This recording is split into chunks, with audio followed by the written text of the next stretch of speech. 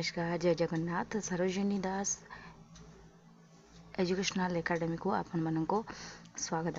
तो आज चलते आम डिस्कसन करिया सरस्वती शिशु मंदिर मानसंग गणित बही प्रथम श्रेणी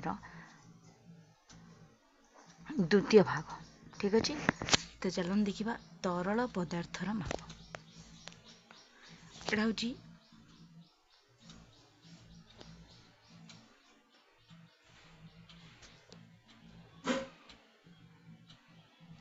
जदि आम यही पात्र मापिबा तो तरल पदार्थ यही पात्रर आकार ही नहीं जीवो, यही भलिया ही रहिबो। तले टिके कम ऊपर टिके बेसी चौड़ा होइकी रहिबो। जदि आम ए पात्र आम जल पुरेबा कि क्षीर पुरेबा जेकोसी तरल पदार्थ पुरेबा ए पात्र सब सामान अच्छे ताली ये यही भलिया आकृतिर धारण करिकी रहिबो। ठीक अच्छे, जदि आम ए भलिया हांडी रे तरल पदार्थ को पूरी रखा ताले से यही आकृतिर धारण करिकी रहिबो। जदि आम बोतल पूरा बोतल आकृतिर धारण करिवो, जदि आम मगर पूरा ताले मग आकृतिर धारण करिवो।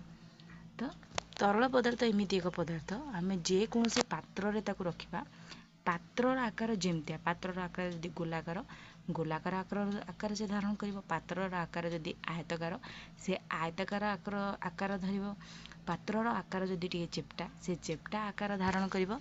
तो जेकोसी आम पात्र रे पुरेबा तो सेही पात्रर ही आकार हमको नहीं जीवो।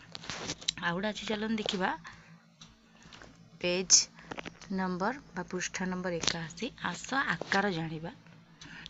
तो एटा देखंतु एई आकारटा एटा जो अच्छी एटा होची डेंगा आकार बहुत बड़ा ना, तो ता अनुसार एटा होची कोन गेड़ा, एटा कोन गेड़ा।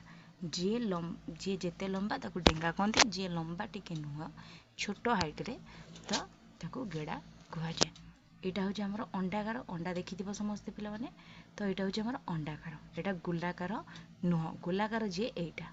ठीक अछि, गोलाकार जे एटा पूरा समान गोल है।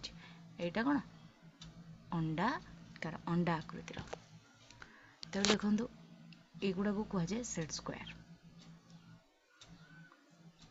तो एगुड़ा आमर प्रायतः ज्यामिति बॉक्स रे थिबो, आपण माने जानि नथिबे, किंतु एगुड़ा को देखंतु एगुड़ा को आकृतिर त्रिभुज आकृतिर, को आकृतिर त्रिभुज आकृतिर।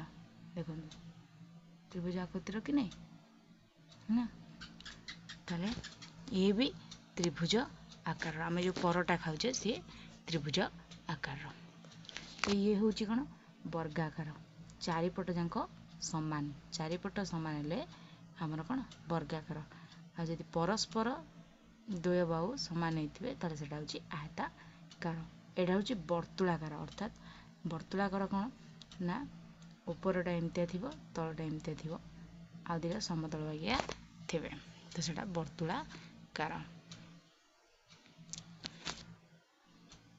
जो क रे जो टणा है जो गारटी याकू कह जाए रेखाखंड, याकू कौन कह जाए रेखाखंड। ख नंबर जो गारटी टणा है गोटे एमती एटा एमती तीर चिन्ह बाहर याकू कह जाए रश्मि। कौन कह जाए रश्मि। जदि दी पटे तीर चिन्ह दि जाइथिबो याकू कह जाए सरल रेखा। ठीक अच्छे। आ घ नंबर टी कौन आपण मैंने पिला माने निजे कहतु कमेंट माध्यम ना मु आपण मानकु पर क्लास रे कहीदेवी जे एटा कौन। तबे देखंतु कार्यपद, कार्यपद रे हमर किछि एक्टिविटीज दिया करिया को रंग दियो। तो एटी गोटे डॉल टाइप रो चित्र दे जाको हमें कलरिंग करबा। एटी गोटे त्रिभुज आकार चित्र है ताको जॉइंट करिया गई ताको हमें कलर दबा। वर्तुलाकार चित्र को कलर दबा। एटा गोटे बस गाड़ी आज्ञा है ताको भी हमें कलर दबा। तो एटी सर जाइए पेज नंबर बा पृष्ठा नंबर 82 रो कार्यावली। नेक्स्ट वीडियो रे हमें देखिबा आउ एक नुआ वीडियो सहित। रोहुची नमस्कार।